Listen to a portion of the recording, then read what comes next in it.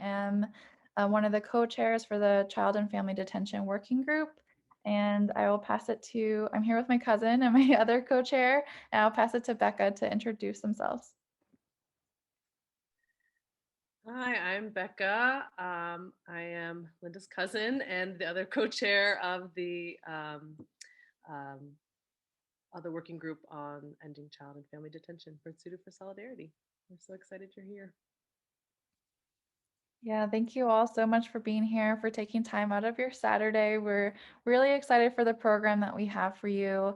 As you know, this is part of our broader campaign to close the camps, to end child detention, and to really demand the Biden administration to be accountable, to restore the asylum system and to address a lot of the systemic issues that we're seeing with the immigration system. We have a really great panel of awesome organizers and experts in the immigrant justice movement who are going to talk about what the current landscape looks like. And we're also going to break out into rooms to fold Tsuru, or paper cranes, and butterflies to send to the White House. I'm going to just say really quickly, in case you're wanting to have Spanish interpretation, there is a globe at the bottom of your screen if you're on a computer that says interpretation, and you can select that button to choose which language you would like.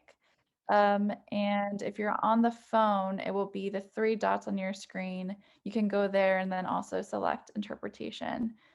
For closed captioning, you can select closed caption on the menu at the bottom of your screen.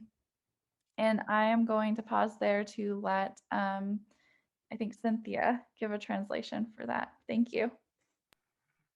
Thank you. Tenemos interpretación en español disponible el día de hoy.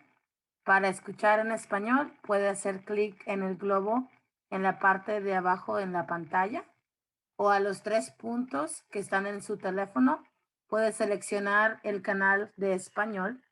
Y para estar en una sala de grupo en español más tarde, usted puede poner el número 1 enfrente de su nombre.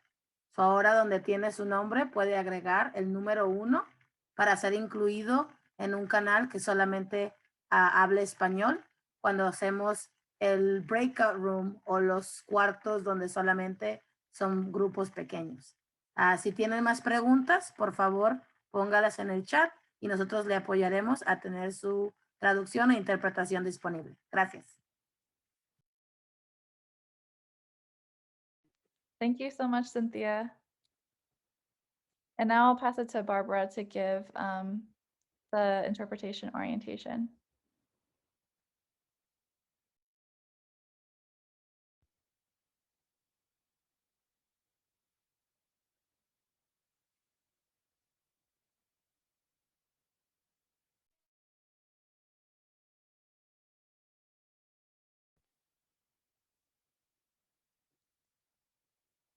Oh, is Diana here?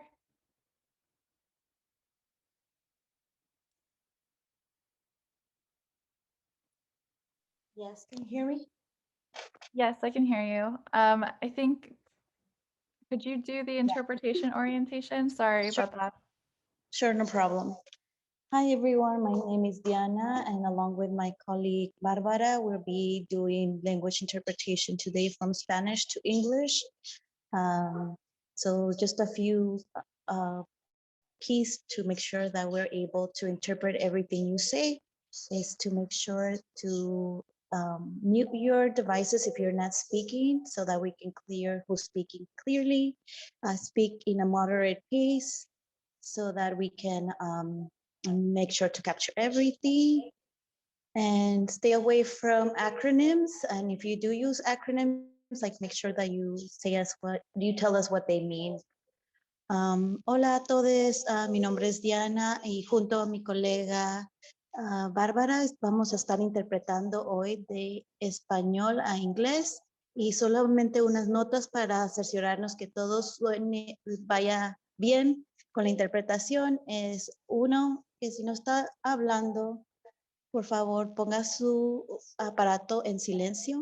También hablar en un paso moderado para capturar todo lo que están diciendo y también no, si van a decir acrónimos, no, pues tratar de no decirlos porque si no es una sopa de letra para todos. We're also conscious and mindful that not all languages are present today. So part of both English and Spanish are colonial languages, and there are many other languages that are not being represented today. But as part of language justice, this is one step of making sure that everyone here can speak in the language that they're most comfortable in. Y también, nosotros reconocemos que no todos los lenguajes están representados aquí. Ambos, el lenguaje inglés y español son lenguas coloniales y sabemos que hay otras lenguas que no están siendo representadas aquí, pero estamos haciendo lo mejor para poder tener que las personas puedan hablar en el idioma que más se sientan a gusto.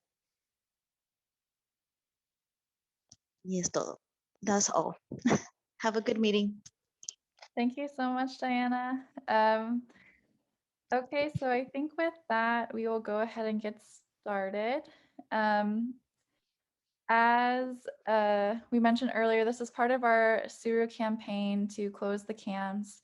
Today, we're going to be folding Tsuru and butterflies to put together to send to the Biden administration. And we're going to begin with a panel from really phenomenal and extraordinary organizers that we have with us today. We're so grateful that they're taking time out of their Saturdays to be with us. And so with that, I will go ahead and introduce who we have with us today. So first we have Cynthia Garcia from United We Dream. Cynthia is a national campaign manager for community protection. Cynthia is originally from Nayarit, Mexico, and migrated to the US at the age of 15 to Oklahoma City, Oklahoma, which has been her home ever since.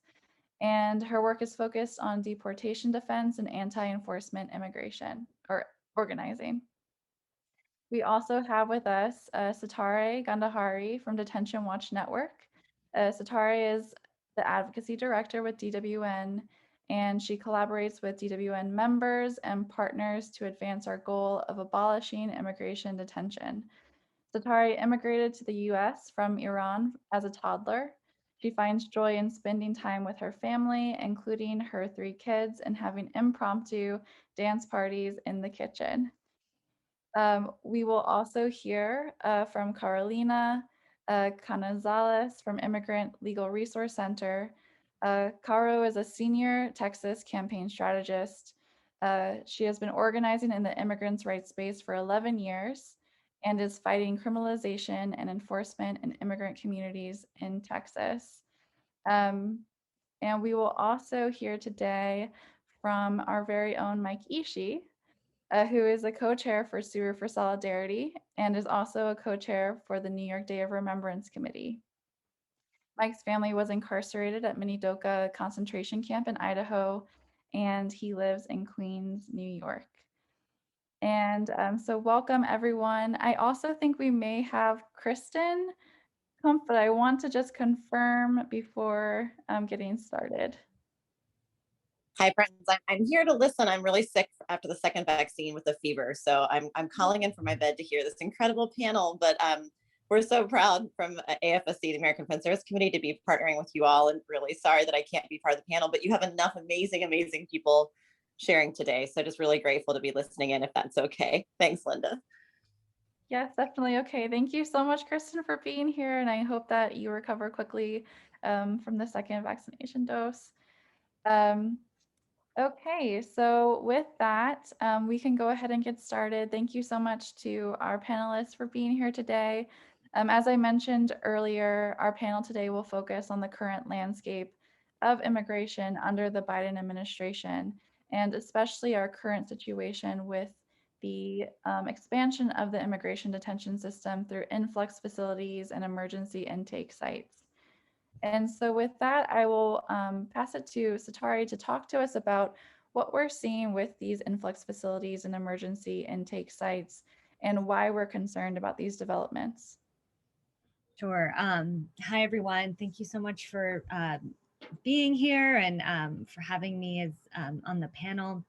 Yeah, so right now what we're seeing, in response to the current situation at the border, the administration is opening up different types of facilities for unaccompanied children who are crossing.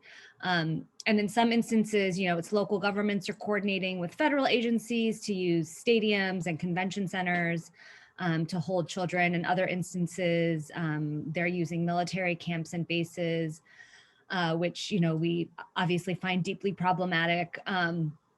So I think, there's often a lot of confusion about the different types of facilities. So I just wanted to give, a little bit of a brief explanation of the different types, and, other folks can jump in. I guess before I say that, let me just say, what we're seeing at the border right now with children isn't new. It's not a surprise. And the challenges that we're facing aren't a crisis. They're the result of years of hyper militarization of our border over the last 2 decades, the criminalizing of migration, not recognizing migrants as full human beings, and all of these sort of underlying issues have informed what's happening today. And so we're here to talk about the situation with kids, but I think we just have to remember that this is all a result of the bigger picture, which I think we'll get into a little bit more later. But I just wanted to start us with that grounding, and we can go deeper into that as we have a conversation. But the 2 types of facilities are influx facilities and intake facilities. And these intake facilities are new. Influx facilities we've seen before. So the influx facilities are places where the Office of Refugee Resettlement, who is in charge of caring for unaccompanied children, has opened in the past when they run out of space in their regular shelter system. And so they open these facilities that are very large, that have a history of abuse because they don't have to meet the same level of standards as their regular facilities. They're not licensed by the state, but they're supposed to be temporary in nature to deal with quote unquote influx of children coming in. And our concern with these facilities is that rather than the agencies, building up an infrastructure that's appropriate for caring for children, they're instead relying on these huge facilities with increased potential for abuse that are totally inappropriate for kids. And so DWN and all of the organizations here today really oppose these facilities. They're restrictive in nature, they're too big, they lack individualized care. Again, the potential for abuse, kids are really there for too long. And they're not shelter-like. They really are like detention centers for kids. And so we are firmly opposed to the use of influx facilities. The Biden administration has begun to open these, has signaled that they're looking to opening these. And so we are calling on them to stop the use of influx facilities and really to ramp up their shelter system, which is small scale, home-like, and really more quickly reunify children with their families. Or with sponsors in the United States. So that's one thing that's happening, these influx facilities. At the same time, to deal with the situation that's going on at the border, the administration has started to open what they're calling emergency intake facilities, which are similar to influx in that they're big. Again, they're in stadiums, they're on military bases. But the idea here is to because there's such a large population coming in now, to more quickly get kids out of Customs and Border Protection custody, which is really inappropriate. I mean, we've all heard about the types of detention centers at the border. They're completely inappropriate for kids, for adults, for everybody. No one should be spending time in CBP detention. And so we are firmly opposed to kids being there. And so the idea here was to get kids more quickly out of CBP custody and to put them in these emergency intake facilities to then process them and to either reunify them with their families or to then more quickly put them into the ORR shelter system. We're keeping an eye on these. Again, the settings are not really appropriate for long-term care, and we don't want this to be sort of the new, you know, the new normal. And so as we learn more, we will share that information with you. We will, you know, be gathering information over the next few weeks. But you know, it seems like the staffing is an issue. We're not sure how much access kids are getting to, you know, the kinds of services they need, and if they really are being processed as quickly as they should be out of these facilities. So I don't know, I'll stop it there and let the other panelists jump in where I may have misspoke. Feel free to correct me, but that's kind of the basic difference between the two facilities that we're seeing be ramped up right now. Satare, I just want to say thank you. First of all, I just want to give the deep bow to Satare because Liz Castillo, her colleague, also went down along with Kristen because they both got vaccinated a couple days ago. And as we know, you know, the side effects for some of the vaccines are pretty tough. So Satare stepped in at the last minute, and of course, she's a policy expert with DWN and deeply respected across the movement. So it's such an honor to have you here. And thank you for on your weekend stepping in to really help out here. And maybe I could just add a few things and then I'll pass off to Cynthia as well.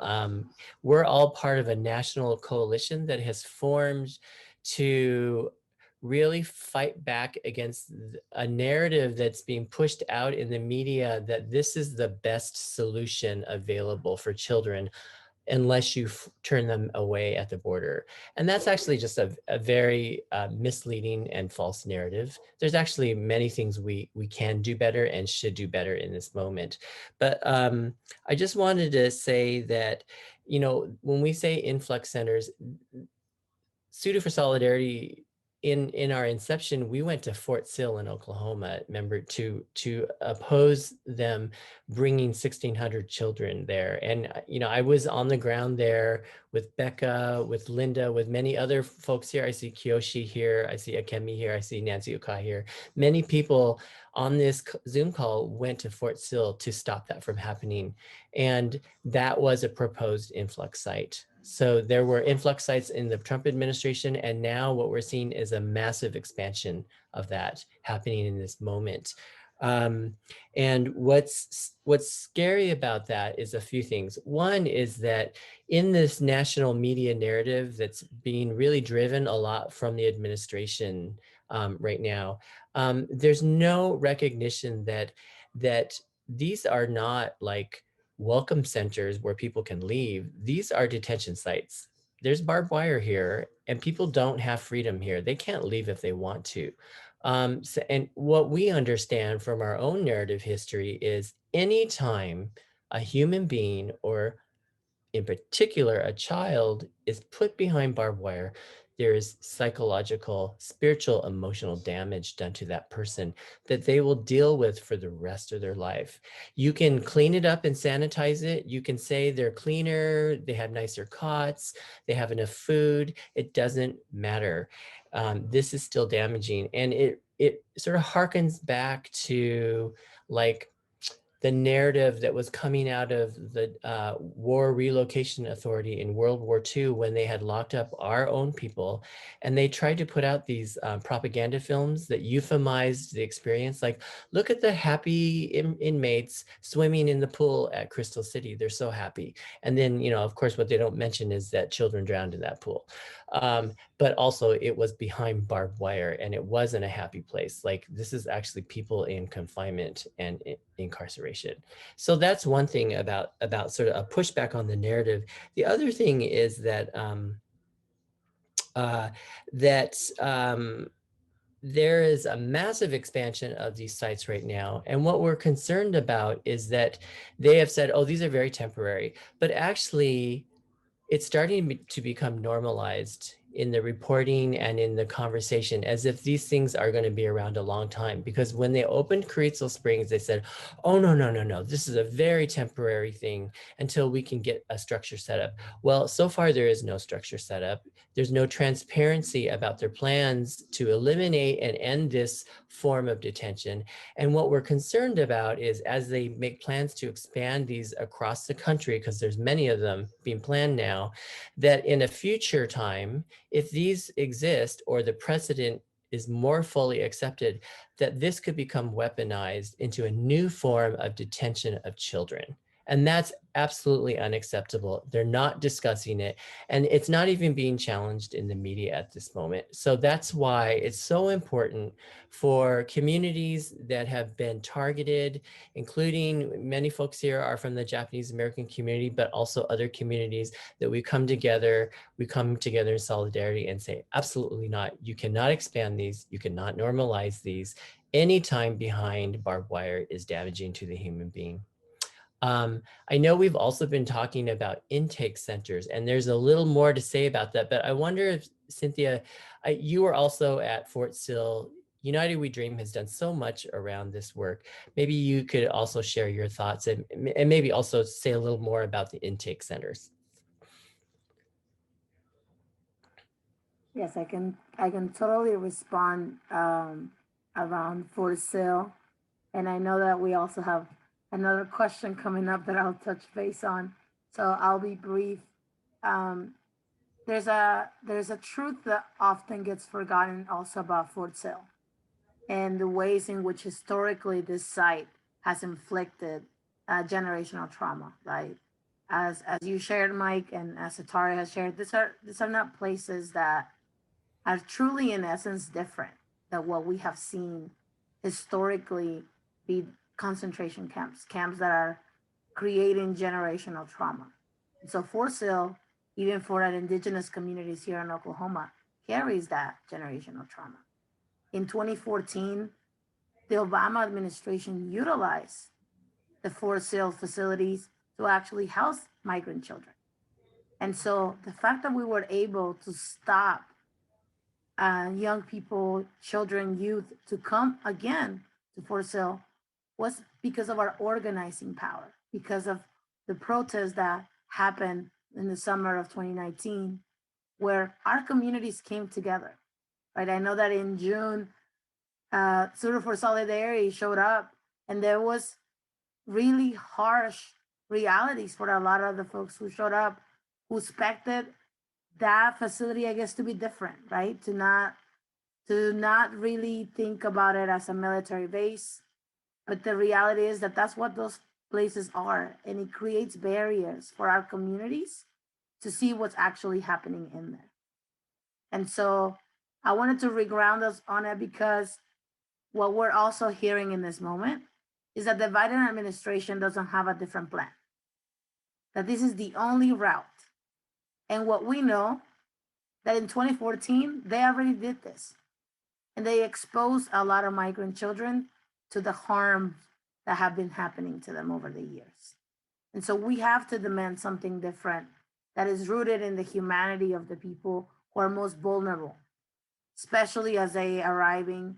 We know that many of these children and youth actually have ties with community already in the US. But because of our immigration system criminalizing family, that is why they end up separated from maybe a loved one or a community member which they arrive with. And so I want to provide that context because I know it's really easy to also fall into, well, is it CBP or is it the sites? But we can lead in a different direction. And I think we must, especially in this moment. Thank you so much, Cynthia, for that really important reminder. And also that background on Fort Sill. I think Fort Sill is such a good example of how these different systems of oppression and white supremacy have really been layered and layered on a lot of these sites that we're seeing expand. A quick reminder to speak slowly and with pause for interpretation. And Caro just joined us, and I want to invite Caro to talk a little bit about what we're seeing on the ground with some of these sites.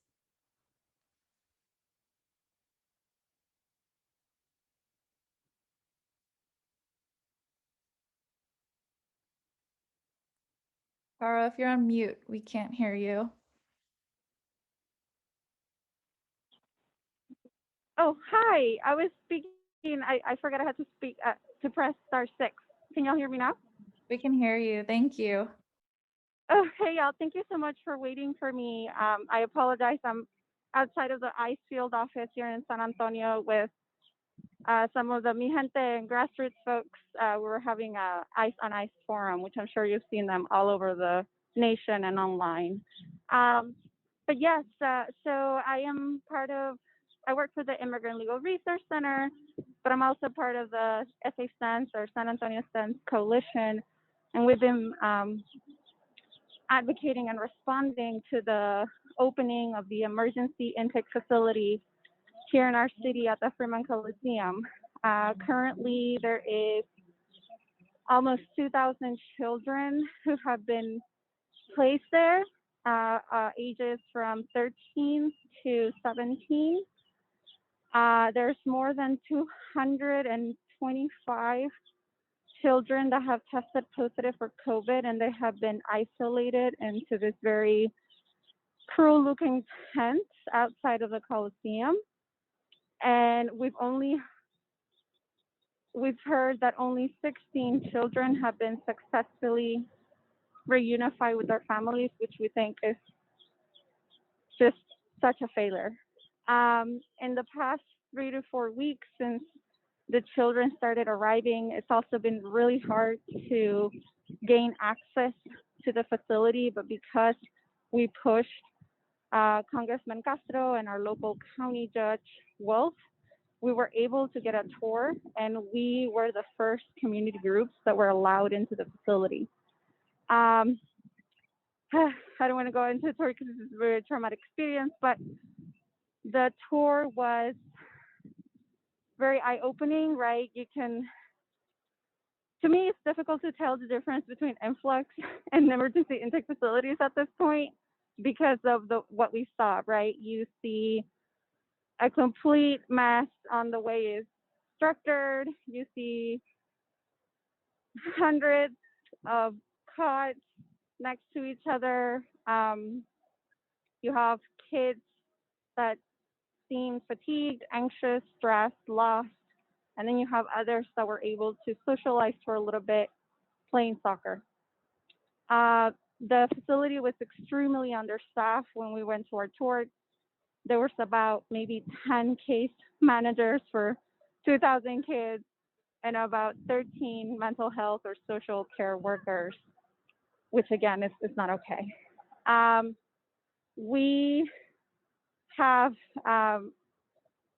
We've been fighting for several things, so I'll just repeat some of our demands real quick. First, we don't want the contract to be extended. Everything inside signaled to us that this is not going to be a temporary thing. It's not going to take 60 days to reunite those kids because of the severe understaffed problem and how slow reunifications are moving. But we definitely don't want this to go past the 60 days or to be extended. We don't want any more kids arriving. Luckily, we have not received 400 kids since apparently this can hold up to 2,400 kids, although we defer. We also want transparency and oversight, right? It shouldn't take a tour of us. It shouldn't take us asking every day to HHS officials how many kids are there, how many kids are being reunified, how many kids have COVID. Like, this should be public and available for everyone. And then, of course, we have been fighting for partnerships to be taken seriously. To be honest, it's been really hard to get Catholic Charities to want to work with groups like us.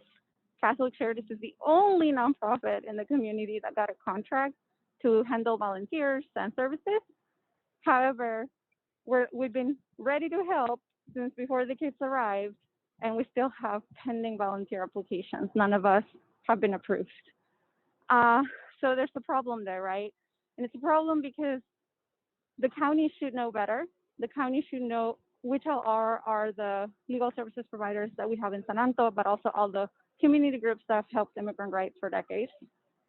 And the federal government should know better too on how to partner with community groups to ensure that there's enough people helping the children for like a speedy reunification. And I think fourth, we definitely wanted very strict oversight of whoever the third-party contractors is going to end up being, which luckily it wasn't BCFS, which, as you know, has multiple history of abuse, like there's tons of it. So we didn't want, problematic private contractors to be serving the kids to prevent abuse. So locally, it's been just local folks who've been serving the kids so far, plus the ORR and HHS staff. Those are some of our demands. That's some of the situation that's going on inside. Again, we're going to keep fighting to get in there as volunteers and help be case managers. And then we're going to keep fighting for that transparency that has not been, transparency and oversight that I know has been lacking. But again, this model is definitely not working, as you've heard from my compañera Cynthia, and I'm sure others have mentioned this, Mike. And it's sad to see that this is the only thing that they can think of to respond to the children's need. We can definitely do better. There should be community-centered models that we're allowed to test out. And unfortunately, this is being normalized, and we shouldn't allow that to happen. So I'll stop. I don't know if people have any questions. Sorry if I took too much time. I tried to be as brief as I could. Thank you so much for listening. No, thank you so much for that. That was incredibly helpful to hear. And also thank you for being with us when you are actually, you have quite a busy day, and I know you just finished up with an action. So thank you for being here. So for our next question, we wanted to talk a little bit about the broader systemic issues and policies that we're seeing that need to be addressed by the Biden administration in terms of enforcement and criminalization of immigration. And I will begin by passing it to Cynthia. Thank you. And thank you, Caro, because I know multitasking is not easy, especially when you're on action. And so just grateful that you're able to join us. And I think, and I'm speaking slowly because I know I'm the one that's going to take off and run with it. And I want to be mindful of interpretation.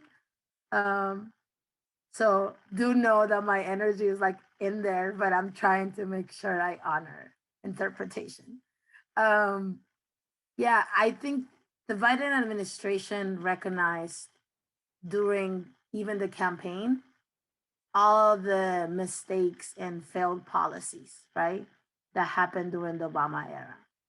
Unfortunately, what we're seeing is that even after 2020, where immigrant communities were on every front page, from being essential workers, the front lines, the farm workers who got food to our table, our first line of response when it came to nurses and folks providing COVID support.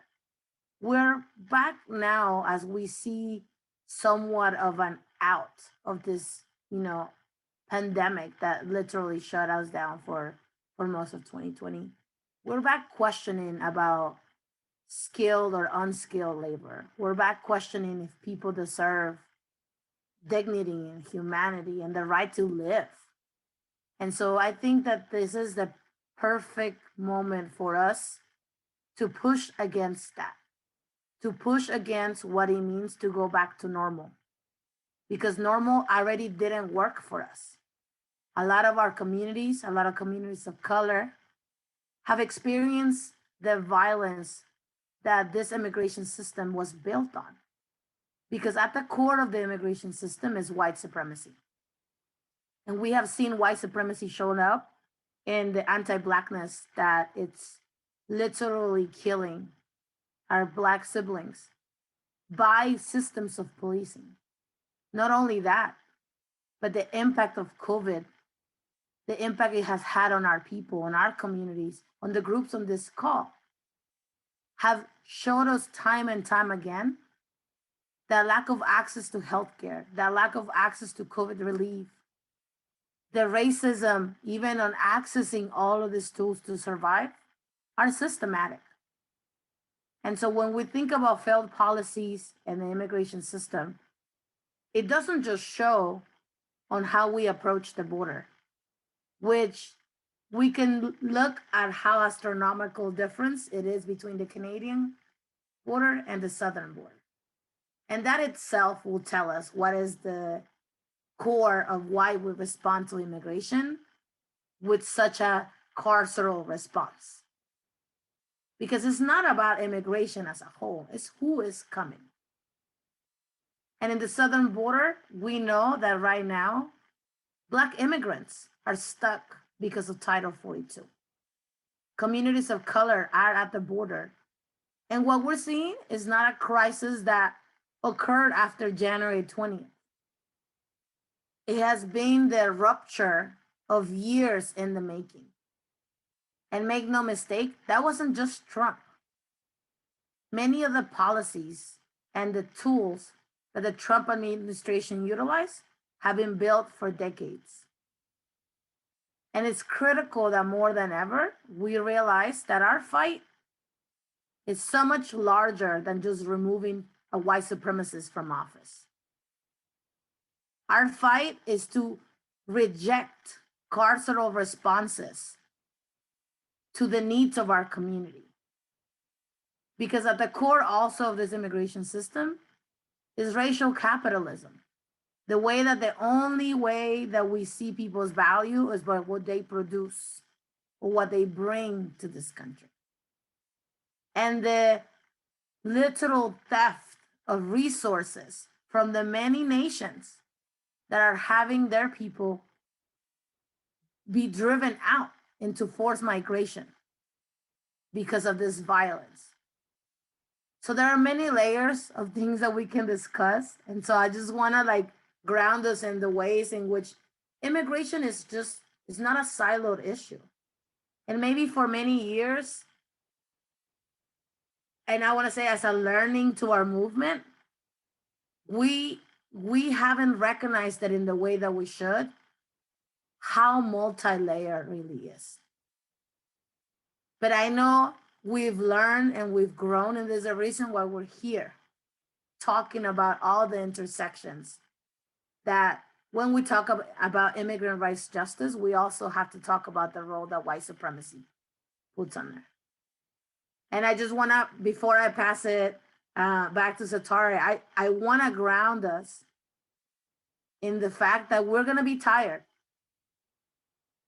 because the right wing has weaponized what's happened at the border to tie protection for immigrants, for more enforcement, for more border agents. Maybe not a literal wall, but a smart border. But we know what that does is that puts our people at risk. And as an undocumented queer person who lives in a red state, whose life is literally threatened by policy every single legislative session, I can tell you it's not just about me who is here. It's about the generations of people who have the right to move and to honor the land that we belong to. And I think it's important that we remain grounded in that power.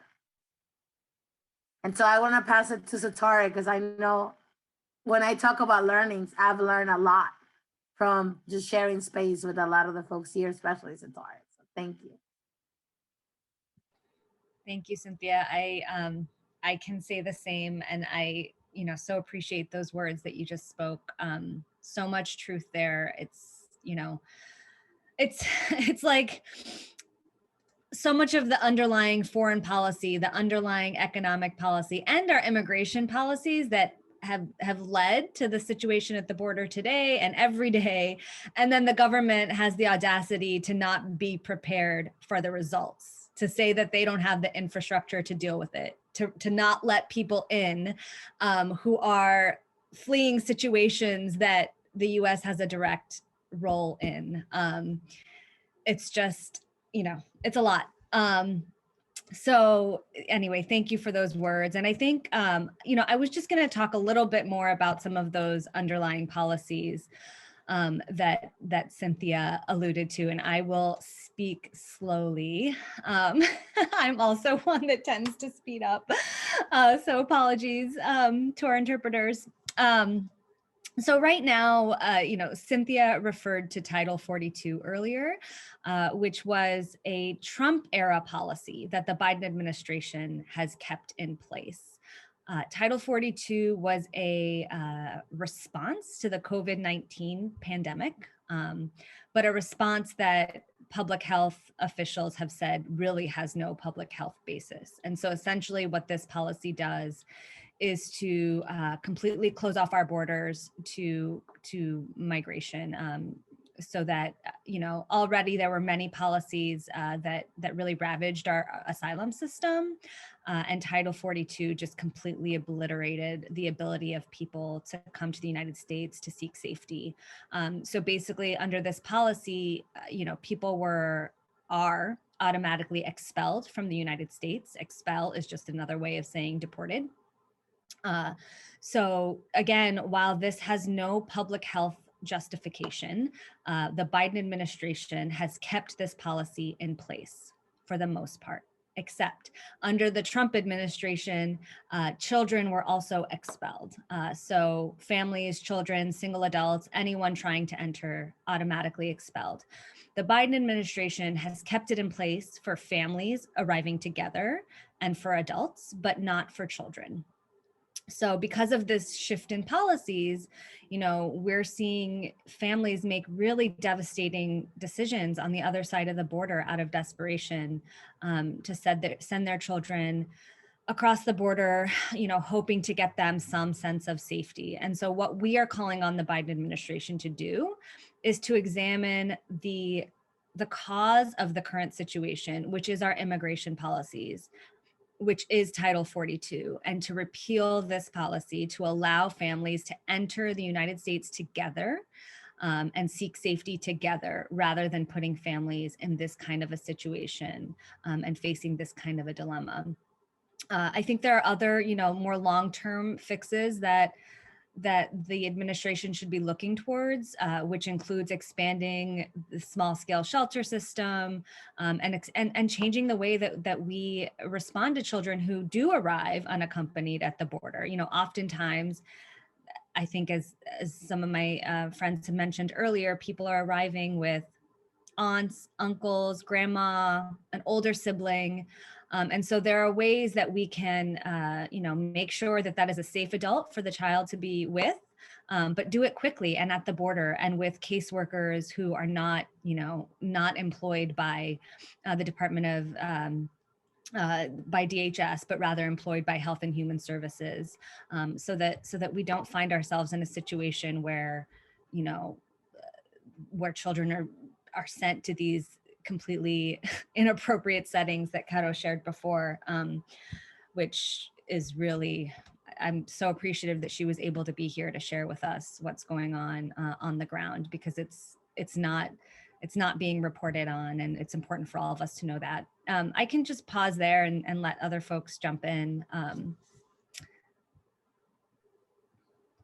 Thanks, Zatari. I think a lot of folks don't understand Title 42. There's so many different policies around immigration. So thank you for that really good explanation of it and how it's affecting people coming to the border right now.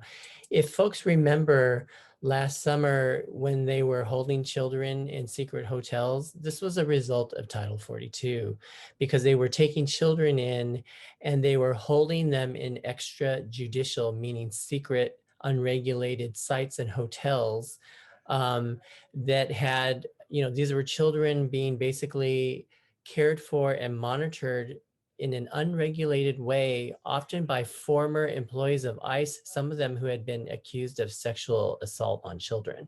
So they were being held in secret sites, and that way nobody could hold the government accountable. And then they were deporting these children, often to countries that they did not originate from. So this is some of the disastrous results of this policy and why we're demanding that it be dismantled right now.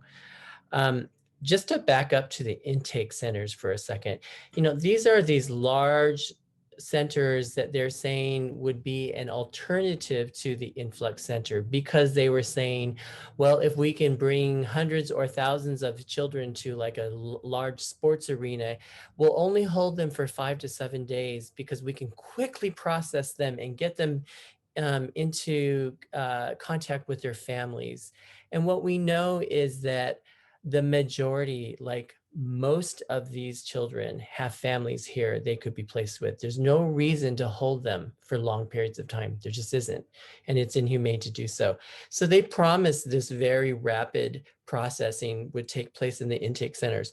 What we know now, in some cases, it's been like 40 days plus. Now they're saying, oh, maybe 60 days.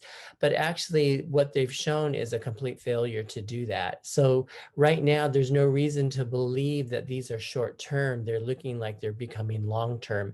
And that's why we're saying, are these really intake centers? They're actually influx centers. Also, the administration promised to publish or make public sort of a set of regulations, their internal policies for handling intake centers. They promised to do that in the first week. We've yet to see anything from them. So what that means is that there's no accountability for what's going on in there. Like, how many case managers do you have to have? How many children can be put in one facility? What is the social distancing safety protocol? What kind of nutrition? What kind of access to mental and physical health care will be provided? None of that is mandated. So this is ridiculous because these children are in essence unprotected from a public health or humane policy perspective. And the last point to that is that there is no transparency here. The administration so far has not been willing to talk to community organizations about this. So I just want to lift that up really quickly.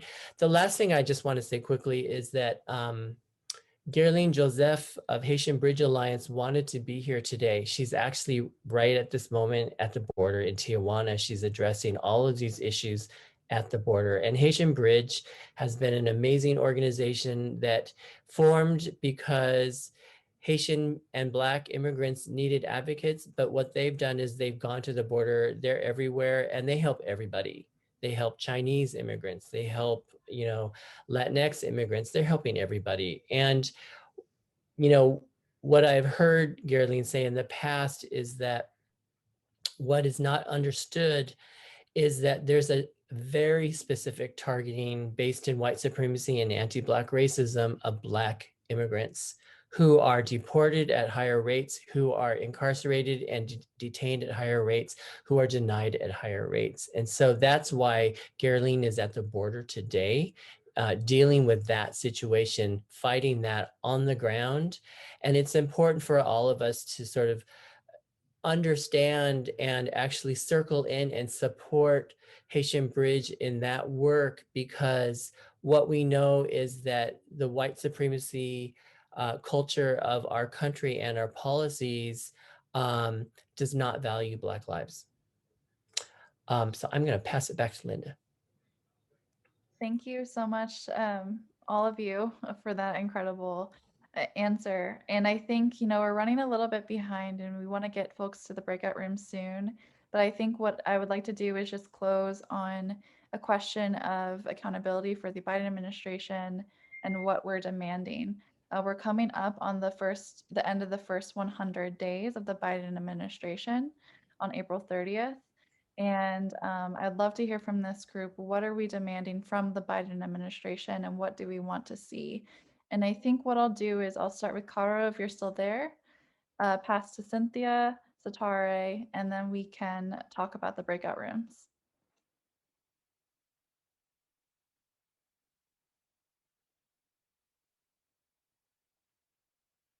Caro, if you're on mute, we can't hear you.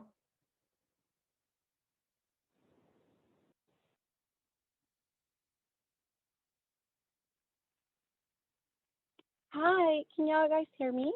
Yes, we can hear you. Hi, yes. What was the question? Sorry, I'm in my car now.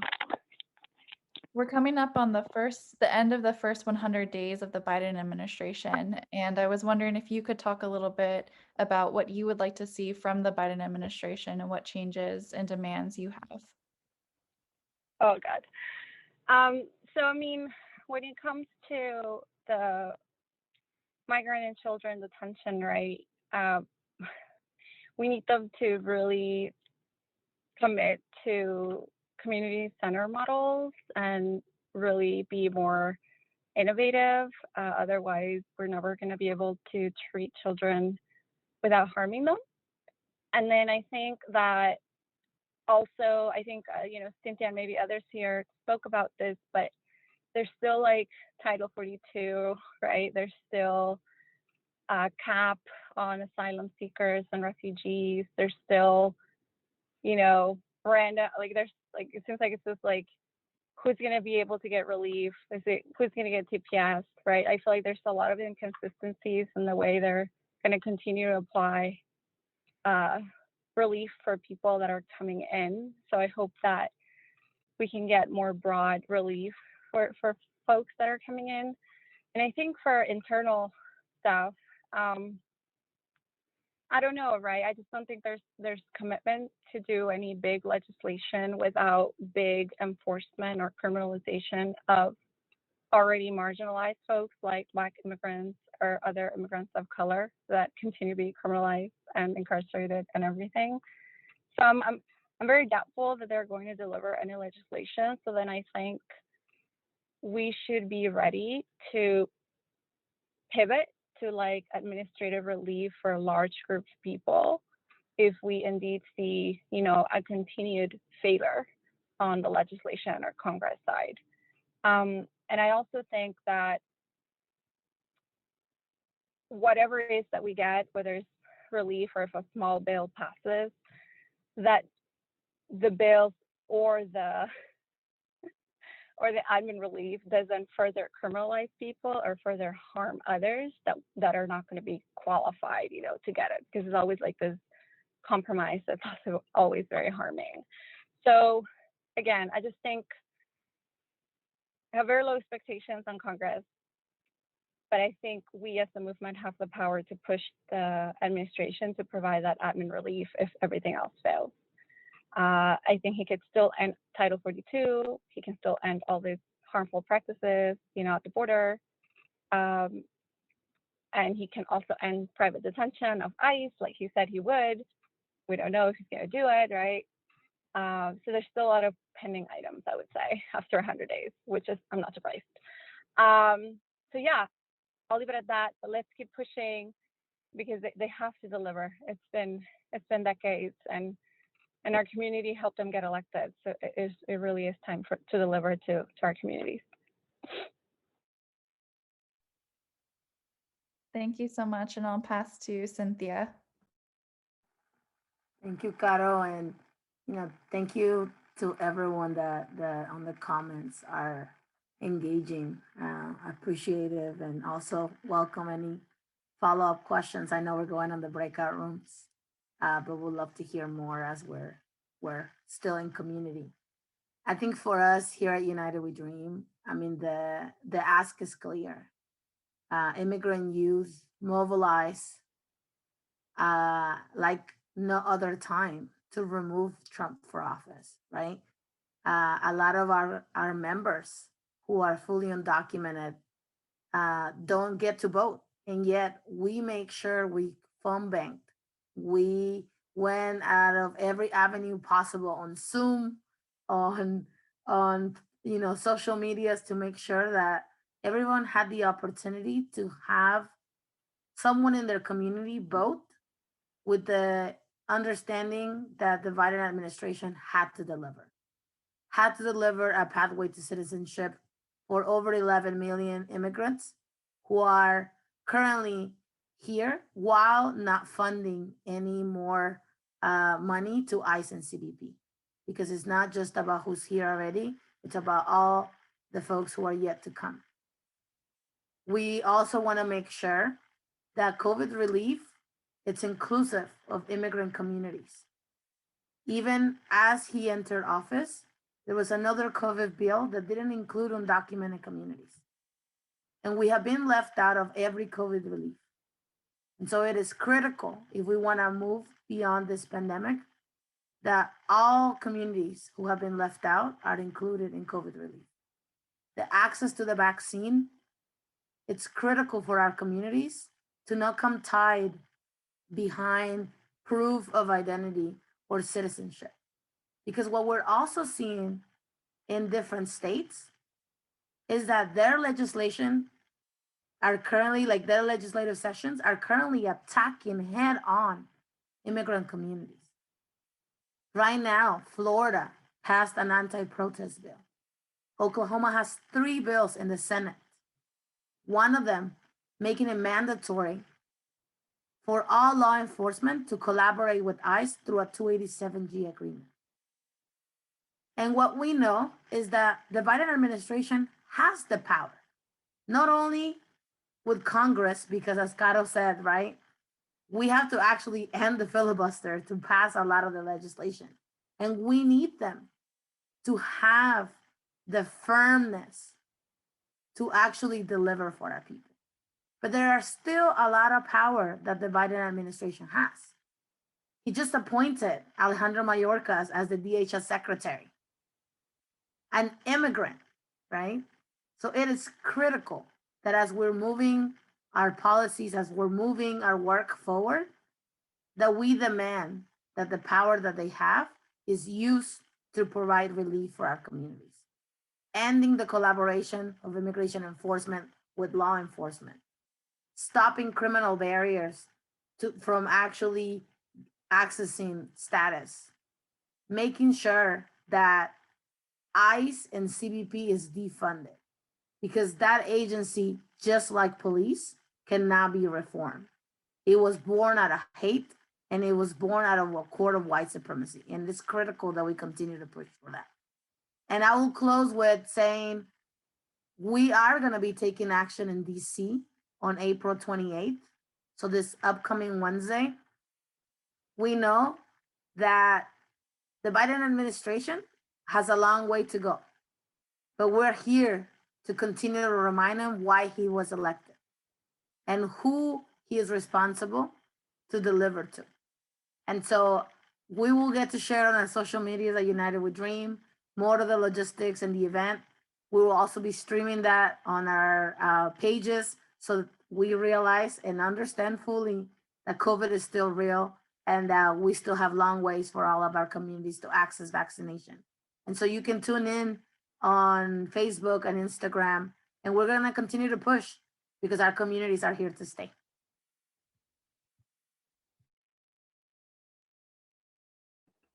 And I'll pass this to Tari if you'd like to share any demands from DWN. Sure, and I will try to keep it very brief. I very much echo what Caro and Cynthia already shared. I think Detention Watch Network, as always, we are demanding that the Biden administration release all people from detention, especially right now during the COVID-19 pandemic. Nobody should be in detention, period. We also call on the administration to begin phasing out the use of immigration detention completely, starting with the First 10 Facilities campaign that we have going on, calling on the closure of the first 10 facilities that are emblematic of how the entire system is just rotten to its core. And then specifically regarding, the situation right now with children at the border, we want the administration to completely end the practice of holding children in large-scale facilities. We need the administration to rescind the Title 42 border closure, fully restore access to asylum at the borders, and really begin to create an infrastructure that welcomes children in a way that doesn't separate them from families, where they can quickly be reunified with families or sponsors. And when they do require some sort of shelter, establish a system where there are small scale home-like settings that don't resemble detention. And I'll leave it there. Thank you so much for everyone being here, and to my fellow speakers, so much gratitude and appreciation for all of your work. Thank you, Satari. I'll just very, very quickly say that next week, Senator Merkley and Representative Jayapal are introducing the Freedom for Families Act. We are involved with all these groups here at the Family Liberation Abolitionist Network, which is the roundtable of community organizations fighting family detention. We're very strongly supporting this. Tsuru for Solidarity is helping to coordinate the congressional education and advocacy effort for that. Just be aware that that bill is coming online next week, and it's to end family detention. We are demanding that they stop rebranding family detention as rapid processing centers. These are still family detention sites. Even if they're holding people for short durations, they're still family detention. We're demanding that they also not repurpose family detention sites if they're closed for families into detention sites for other people, such as at the Berks Family Detention Center. They're now trying to repurpose it to be a detention center for women. That's absolutely unacceptable. So I'll leave it there. Thank you so much. Thank you so much, everyone. Thank you so much to our incredible panelists. That was incredibly helpful and informative and just very powerful and energizing. So now we will move into breakout rooms to fold Tsuru and our butterflies and send those to the Biden administration, to the White House to make our demands. I'm going to share the link for our action toolkit with the steps of how to participate in our campaign. And I will pass it to our moderator, Lisa, to do the breakout rooms. But thank you all so much again. Okay, so welcome back and congratulations on completing the first step of our Tsuru action. You all are amazing rock stars. Congratulations. Very cute. I'm loving all of these images of Tsuru. So first, what I'm going to do is I'm going to give you all instructions, and then we're going to take a photo of our Tsuru on the screen. We're going to take a screenshot. And so actually, let's go ahead and start off by doing that screenshot because I don't want to lose anyone's amazing Tsuru. So if you want to hold your Tsuru up on the screen, and I think Lisa is going to take our screenshot. But I can do a countdown. So 1, 2, 3. Lisa, did you get the pictures? Yes, I just got every section. We're all good. Thank you, everybody. Thank you so much, everyone. Oh, I'll cherish those photos forever. First off, I want to thank all of you for participating in this action. It is so incredible to see so many people here, especially on a Saturday morning, Saturday afternoon, depending on where you're calling in from. So appreciate everyone's time. We have so much gratitude for each and every one of you. I want to especially thank our instructors, the folks who helped instruct people how to fold Tsuru and butterflies. Thank you so, so much. Incredibly grateful for your time as well. And to the Tsuru committee and Jerry and Nancy for helping us organize this incredible fold in. We have so much appreciation for you all. I would also like to thank the Butterfly Effect Migration is Beautiful project for participating in this event with us today. An incredible collective effort, and Kaya and Lily especially, thank you so much for being with us. I'd also love to thank our panelists. They have already departed. They have a lot going on, but that was an incredible panel, and we so appreciate their time. And just to give you a rundown of our steps for what to do with your Tsuru now that you've participated in our action. Step 1 is done. You folded them. So congratulations, you got that part down. Step 2 is to write down Reunify Now and end Title 42 on the wings of your butterfly or cranes. Our campaign is really focused on what the panelists already discussed, that we really need to call on the Biden administration to restore the asylum system by ending the Title 42 policy, to really address the systemic issues in our immigration system, and to reunify children with their families, reunify folks with the people that they love. And to do that by reunifying now to stop the expansion of these influx facilities. And so Reunify Now and End Title 42 are really the cries of this campaign. So write those down on your Tsuru. And then you don't have to do this now. You can do this after after this presentation, but we would love for you to take a photo with your Tsuru, and if possible, to post that photo on social media with the hashtags End Title 42 and Reunify Now, so that we can really get this trending to really continue to call attention to the Biden administration and hold them accountable for the immigration system. Once you've taken your photo, we would love for you to take your Tsuru, put them in an envelope, and mail them to the White House. Our action toolkit has the address that you can mail it to. I think that's been shared, yes. So the address has been shared in the chat box. And if you'd like, we also have a letter that you can print out and send with your Tsuru if you want a longer message to the Biden administration, which is also found in our toolkit. I'm going to post the toolkit right here again. Oops. Okay, so once you send those off, we're hoping that we're going to flood the White House. Yes, there are two hashtags.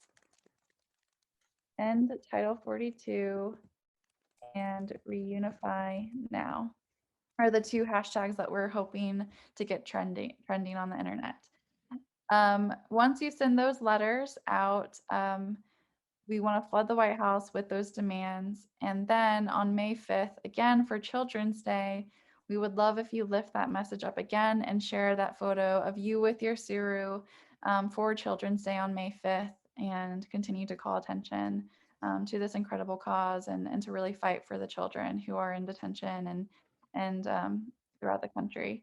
And so with that, I will close. I will thank you all again. Thank you, Mike and Becca. If you want to share any parting words as well, please feel free. But we really do appreciate your time, and we really appreciate your action today. This really is so moving to see all of you here. So thank you so much.